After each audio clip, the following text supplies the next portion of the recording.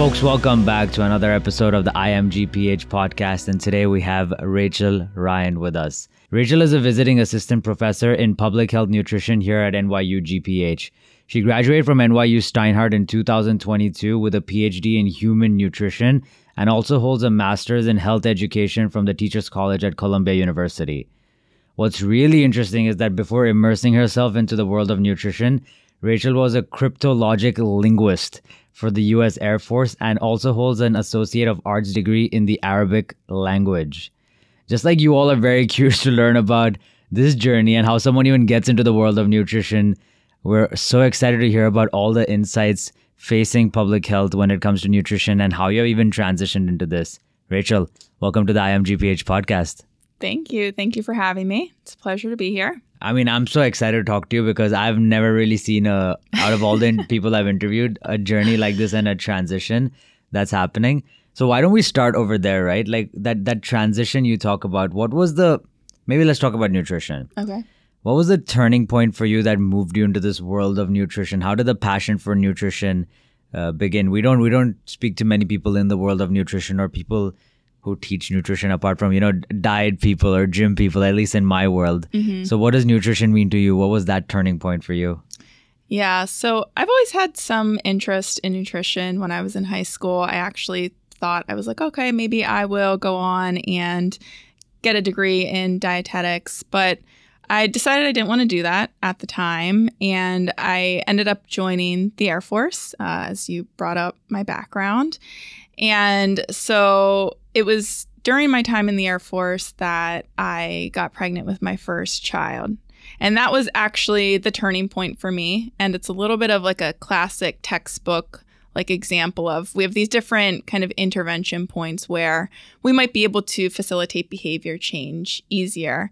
And this is a time for some people like myself where I was like, oh my gosh, I'm going to be a parent. And now I need to take things seriously. I wanted to, as a first-time mom, I was very much like, okay, I need to do everything right, everything that I can to start setting my child up for success. And that started with, nutrition during pregnancy.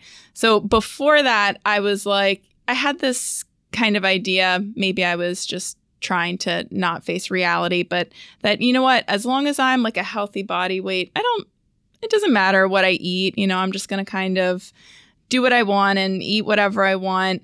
But then I guess I confronted reality when I got pregnant, and I was like, it's more than just about body weight. I think it's important to try to stay within a healthy body weight, but our diets, they also influence our health separate and apart from our body weight. And so when I was pregnant, I was like, okay, let me do what I can.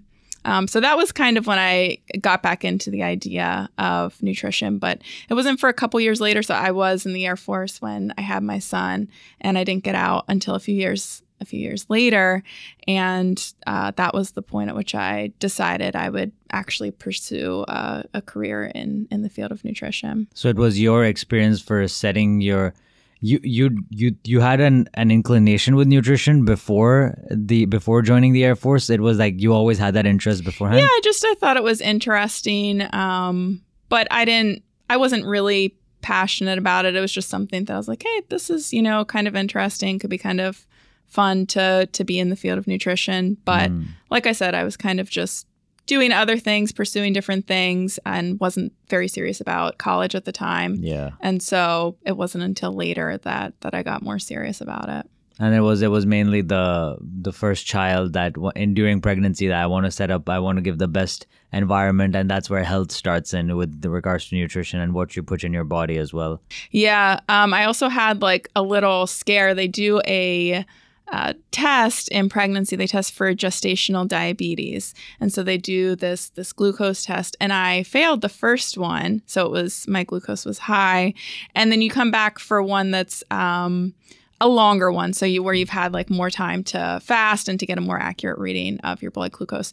But it scared me because my mom had a history of gestational diabetes. Wow. with an older or a younger sibling of mine. And so that I was like, oh my gosh, I'm going to have gestational diabetes. I'm going to have to watch so closely what I eat. But I went back and I didn't. It was, it was standard. I had to get the second test and I didn't have it. But it got me thinking like, okay, this is serious and I want to do what I can to promote my own health and that of my child's. Wow. I mean, that's reminding me of my family as well. Oh, really? Like, yeah, some similar stories. And I've heard this. I really admire this, how you take care of yourself and it has a long-term impact, longevity in those things. You know what? I want to dive into nutrition, but there's something very interesting before nutrition. Is this Air Force experience, right? So, what I understand now why you moved into nutrition, but what made you join the Air Force? Was it a path that had taken? Because I really want to learn about how you got into Arabic, how you got into the Air Force. Can you tell us more about that? Yeah, sure. So I'm from a rural area in Pennsylvania, a really small town. And where I'm from, people mostly grow up and they live there. They continue to live there. They don't move other places. So almost all my family's in Pennsylvania. But I wanted to do something different. And I thought that the Air Force would be a good way to do that. I wanted to also serve my country, but also to get the experience of doing something different, of moving somewhere else. The first time I was on an airplane, so I joined the Air Force, and the first time I was on an airplane was when I flew to basic training in Texas. Wow. But I knew I joined the Air Force before I've been on an airplane. Right. Well, and it's funny because I say Air Force and people automatically think like flying, but they do these physical examinations, when you're joining the military, make sure you are physically able to, to be in the military. And one of the tests that they do is they test your ears. So it has to do with like the pressure. You like hold your nose and you like blow, and then they look and like the popping of your ears or whatever. And I failed that test. So I could not have a flying job in the Air Force. So There are a lot of jobs where you're not going to be flying. And so that was me. And so I knew my job before I went to basic training. I had to take this very weird test. So if you were interested in being a linguist, there's a certain test that you take that's supposed to measure your aptitude for being able to learn another language. Okay. And so I took that and passed it. And so I had some people go in, I believe it's called like open general, and you don't really know what your job's going to be when you get in. You find out at the end of basic training. But I knew I was going to be a linguist. I didn't know what language I was going to be assigned. And I remember looking at this pamphlet that had like the different languages that you might be assigned. And they're divided into categories based on how difficult they are for an English language speaker to learn. So like in category 1, I think is like Spanish, German, maybe French. 2, I don't know all the categories, but category 4 is the hardest and includes Arabic. And I remember being like, I hope I don't get one of these harder languages, because you can put your preferences. I don't remember even what I put first, but it was not Arabic, and I did not get my preference, but it was such an amazing experience. There's what's called the Defense Language Institute, and it's in California, and it's where all of the military members, because there are linguists in all the different branches, so they all go to the same base and learn foreign languages. And so, I was learning Arabic, and it was a 1.5-year program. It was just Arabic all day, every day. We would be at a table this size, and there would be like 4 other people and a teacher, native Arabic speaking teacher who's very good. We had a whole team of teachers, and it would be like 6 hours of these small classrooms of Arabic every day. And so it was really a phenomenal learning experience. Like I said, where I was from, there's just not a lot of diversity. And so it was really my first time really meeting people from just all kinds of walks of life. And so it's funny because you bring up the Air Force and it feels like such like distant history to me and doesn't feel very relevant to what I'm doing now. But, all of our experiences cumulatively make us who we are. And it was definitely an influential time in my life. I really changed a lot during that period. Well, that moved me. So you knew you wanted to do linguistics, or because you took the test and then you passed it and said, all right, I'm going to do it. Was it kind of like that? I think I was definitely influenced by my mom. She wanted me to do something that was maybe a little bit more intellectual than, some of the other, like mechanic or something that I might have ended up doing. But I guess it appealed to me, on some level. And but part of it was just passing the test. But I had to elect to take the test in the first place. Not everyone takes the test. So I went, did that, and yeah. You still speak Arabic fluently? Or? So unfortunately, I've forgotten a lot. Yeah. And also, our training was mostly in reading and listening. Okay. We did do speaking, but it was always what I was kind of like the worst at. And I don't know if it's typically like harder to speak language than it is to like read it or write it or listen to it. But in any case, like the speaking's hard, and there's certain sounds that we don't use in English. And so, sometimes the pronunciation of those can be a little bit rough when I'm trying to do that. It's actually kind of funny because I would speak to the Arabic teachers at the school. They would understand me. And then sometimes, like when I would get a chance, if I encountered someone, this is maybe like after the Air Force, that spoke Arabic, I would like try to speak to them. And I realized how accustomed our teachers were to hearing English speakers speaking Arabic. And I was like, okay, not as good as I, maybe thought I was, because it was much harder for them to understand me. And then it's also kind of complicated by the fact that I learned modern standard Arabic, which is kind of like the more formal version of Arabic. It's like what's on the news and stuff. But there are so many dialects. And so people don't really speak to each other in modern standard Arabic. And I don't really know any of the dialects. So that's impressive. But so you can still understand it and things, or is it a little bit? Yeah. It's definitely something that I want to refresh, and I would love to travel to the Middle East and kind of do it that way at some point in my life. Just not now. How did that transition happen now? So you finished this part of your life at the Air Force, and then where did the world of nutrition come in? You're deep in the world of nutrition now. So yeah, how did that transition happen for you? Yeah. So after I got out of the Air Force, I came to New York for school. Pretty much it was both my husband and I, and he had different interests. So we wanted to have like a lot of options in terms of the colleges and universities and what was offered. And then also our families are both kind of from the Northeast. So we moved here, and I decided that I wanted to, pursue nutrition and dietetics.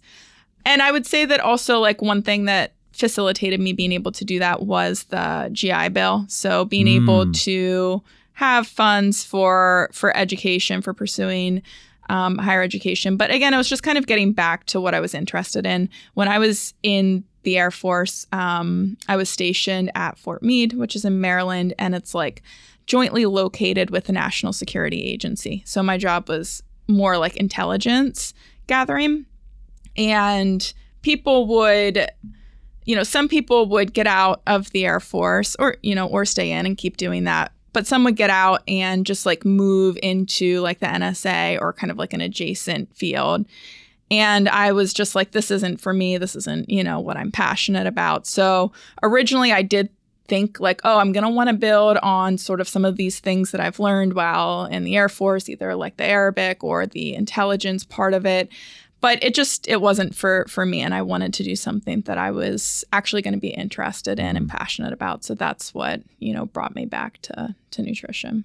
Wow. Okay. Well, since now you have been in the world of nutrition for almost a decade now, would you say it's been a long time?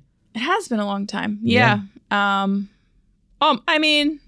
Yeah, almost. So perhaps let's start because I want to introduce all the the listeners to your commitment to nutrition. So that's why I want to start by asking the most common facts and myths that you're asked about nutrition. Yeah. I don't know what the most common are, but one thing that I definitely come across that I try not to be, I don't want to be like obnoxious with correcting people, but you also don't want people to be confused about what's true and what's not. And just hearing a lot about carbohydrates, carbohydrates are bad, limit your carbohydrates. And it's really an oversimplification of how we think about carbohydrates, right? So carbohydrates are a macronutrient. They provide energy for our bodies, and that's their primary role, is to provide energy for the body. So really important role. And within carbohydrates, they're very different types of chemical structures. So you can think of it broadly as like sugars, starches, and fiber. And so this is where it gets a little bit more meaningful. Like we can then look at sugars, in particular added sugars, be like, yes, this is something that we should keep an eye on and limit, because too much added sugar is, detrimental for our health. But conversely, fiber is very beneficial for our health. And, I think people automatically think maybe of, refined white bread or like French fries when we think of carbs. But what I think of with carbs are like our fruits, our vegetables, whole grains, legumes. Like there's so much in there that's so good for us. And so I think that one thing that I want people to know is just that carbohydrates as a whole nutrient group, they're not bad. They're an important nutrient for our bodies. But we do want to be careful about, which type of carbohydrates we're consuming. We do want to limit the really refined and processed carbohydrates because they've had like the fiber stripped from them and we're not getting that benefit then, or they've had the added sugar put in them. But I think maybe just a little bit of a more nuanced understanding of carbohydrates would be helpful for people. I have one side tangent questions. Some people oftentimes have allergies, right?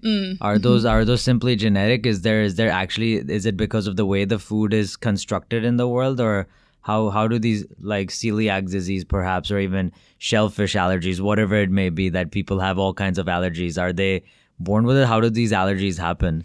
Yeah, I think that the allergies usually develop over time. Like I know, for example, with peanut butter, the guidance has changed that we're actually doing earlier introduction of peanuts. So now I believe the recommendation is that like starting at around 6 months, when you introduce solid foods to infants, you actually, unless you have like maybe a family history of allergies or some reason to believe your child might be at a higher risk of allergies, then we're actually introducing them earlier in, small amounts to try to prevent the development of allergies. But I don't actually know, how much of it is genetic versus environmental.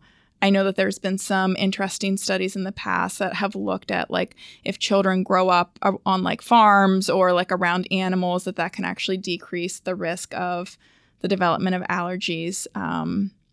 But yeah. I mean, we can talk about multiple different things, facts and myths forever as well. Yeah. Perhaps let's transition it since I'm curious to know what is something like we should prioritize in the world of nutrition right now.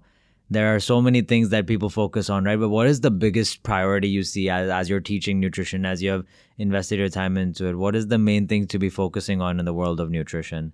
Yeah, so I would first qualify my statements by saying, most of my training and research has been focused on the U.S. So when I'm speaking, I'm taking more of a U.S. perspective rather than a global perspective, because it's just what I can speak to.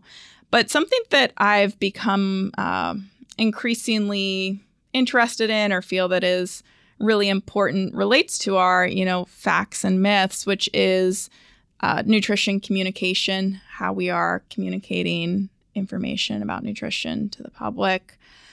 And it's tough. I definitely don't have, all of the answers, but I think that it should really be a priority is, simple, clear, and consistent messaging that is getting to the public about, what they should be eating.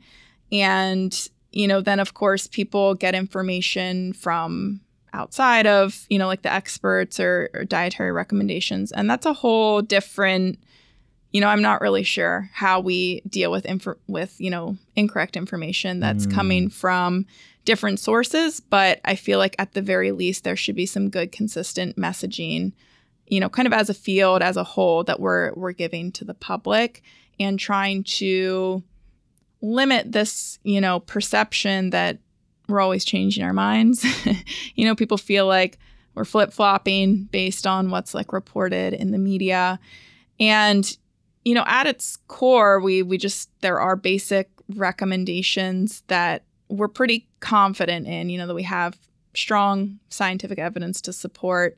And maybe it's a little bit boring and people don't like to hear boring, but, so much progress could be made in the diet of American people just by like focusing on increasing like fruits and vegetables. And we're kind of notoriously bad at not meeting the recommendations for, in particular, like vegetable intake.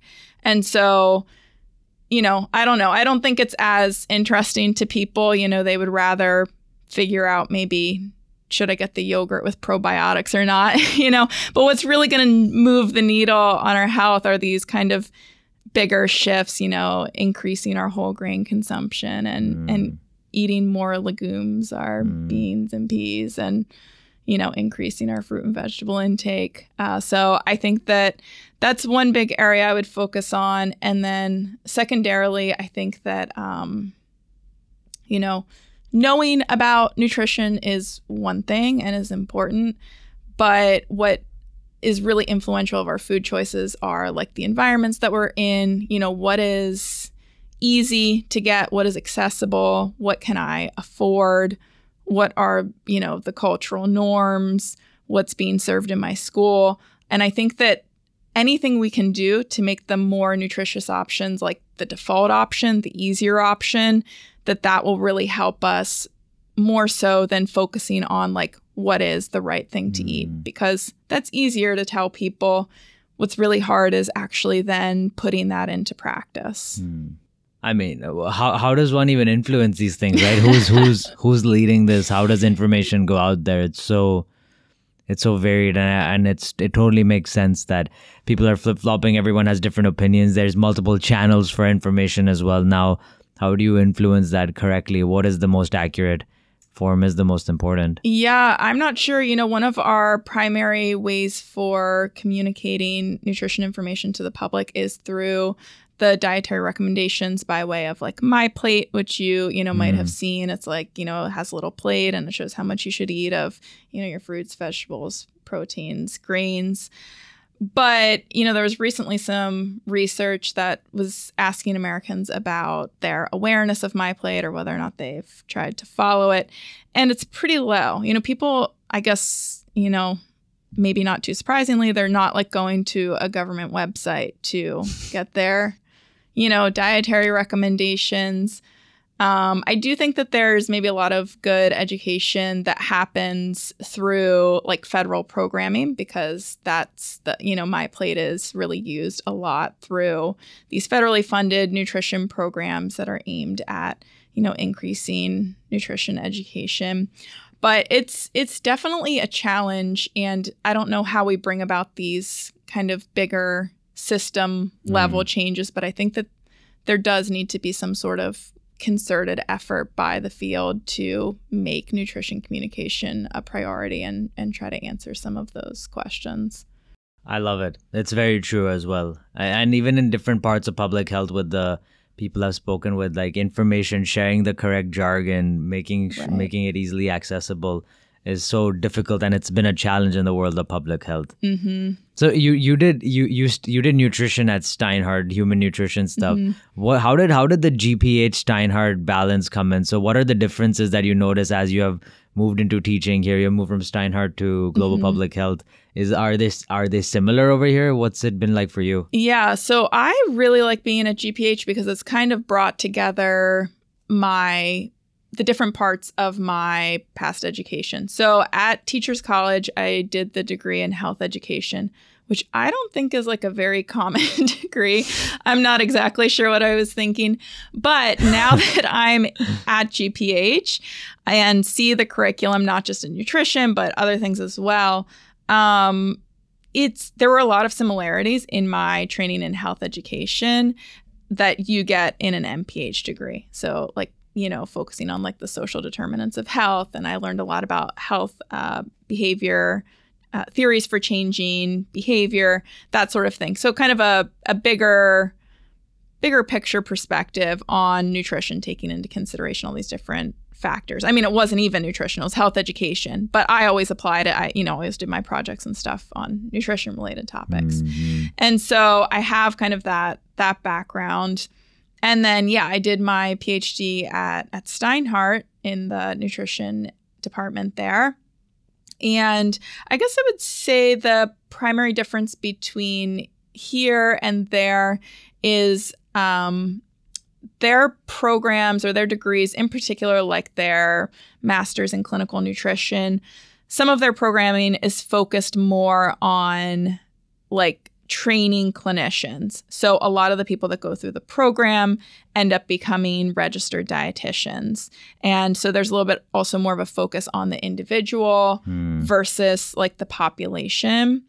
And everything is like nutrition there. Whereas here, students are getting an MPH degree first, and then they have this concentration in nutrition. So we have a limited number of courses where they're still getting, a good amount of information about nutrition, but it's more thinking about, it's like through a public health perspective, thinking about more at the population level, less so than like the individual. Like I'm not having students in my classes make a meal plan for someone because we're thinking more about, what they can do in the community or policies that influence nutrition, or looking at the data on what Americans kind of as a whole are consuming, that sort of thing, to try to help, prepare them for maybe roles in government or nonprofit organizations. And I think it's broader, gives a little bit more opportunities to, I don't know. Steinhardt is a little bit more clinically focused, and like you're then an RD, but that also opens up opportunities, like you can work in a hospital as like a renal dietitian or whatever it is. And then the beauty of it is, we're at NYU and we collaborate. And so some of our students, they actually do the courses at Steinhardt that are required to become a registered dietitian. So they extend their program, and it usually takes about 3 years for those students.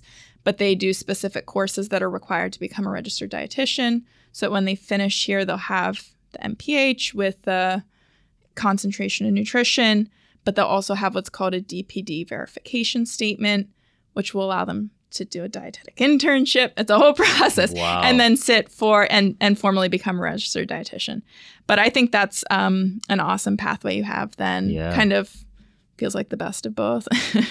I mean, folks, there's endless paths. You can hear like how many options there are. And I'm sure you have formed a student's path right now if they're listening to this podcast. And I want to take your class. It's so cool.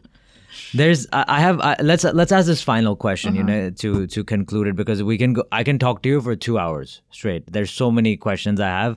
I think this is a great final direction we have some people that come into GPH, or even students, people that watch this podcast, that have a deep interest in nutrition. And, there's like interest that students lean towards. How do they find their interest in nutrition? Because remember when I was researching about all the publications you have had, it's been based on your environment, the things that have surrounded you. That really interested me, that how it wasn't a higher level thing, it was a direct impact thing based on what I saw. How can students find that in their own life? What are the common perspectives that everyone can have that they can leave with through you? How can they find their path in the world of nutrition? Yeah. I mean, I think one thing that is interesting is like I teach about the scientific method, right? And like kind of the first step of that is like make an observation. And in some ways, I think it feels like a little bit antiquated or like, oh, is that actually the first step or how people are coming to their research questions? But truly my research questions for my dissertation came about through both my personal experience, but also through making observations. So I was in all of these Facebook groups because I was trying to recruit people for a research study. And so I joined all these groups, and they were like for people who are breastfeeding or parents or mothers, so all these different ones. And I started to see just like so many posts about how people were trying to increase their milk supply. And so this is what I ended up doing my whole dissertation on, but they were, looking at, or they were trying all of these different like foods, oatmeal, lactation cookies. There's a whole market around them, and I could go on forever. I'll stop there. But the point being, I saw this and I was like, this is something that people are doing. And it seems like a lot of people are doing. And I went to, look at the research. I went to PubMed and I was like, what do we know about this topic? And it was like very, very little. And So I had the combination of like kind of my own experience with breastfeeding and knowing a little bit about that topic. I had the observation that like people were recommending to each other just like they do for diets or what you should eat. It's like people are giving each other advice online. Oh, this worked for me. This didn't. And I was able to conduct research to document, this high prevalence of use of all these different things to increase milk supply, most of which don't really have any research to back them up. So for me, it was kind of this, it ended up being this perfect, there was no research on it. And it was something that was interesting to me. And it was from an observation that I made. So I think just, keeping your eyes open, what's going on around you, it can relate to your own experiences. It might not. But I think that, with science, with research, we're kind of investigators. We're looking at what's going on around us and, reading up on what we already know about topics and try to find what don't we know and what interests me? What do I want to know? And then that's something that you can learn more about. I mean, that's what you did. What don't we know? What's interesting? Right. What can I learn about it and how can I influence it? It's wonderful. Just presenting that idea. There's all the information's out there that exists. How can you enhance that information? And that's kind of what you're doing. And you're such a great example for the world of nutrition. Therefore, you're teaching it and pioneering new areas of it. Yeah, it's exciting. I like being in my position here at NYU. I, since I was a student very recently myself, I feel like I'm in such an influential role. And I definitely had, professors who are role models to me. And, they, in part, influenced me being here right now. And so I recognize, that I'm also a role model for students and just try to do my best to help them along and share my own experience. Everyone's experience is different, but people find their own paths. I mean, you have had a very interesting one. I've been fascinated listening to the entire thing. Thank you for exposing all of us to the world of nutrition and everything it entails and what we can do in the world of nutrition. We link all your publications down below as well so people can learn more about all the cool work you're doing. And I'm sure a lot more is going to go there. Thanks for coming on the podcast. Yeah, thank you so much for having me. All right, folks, that was Rachel Ryan, and we'll see you on the next episode. Comment down below if you have any questions or comments about nutrition. We'd love to hear them.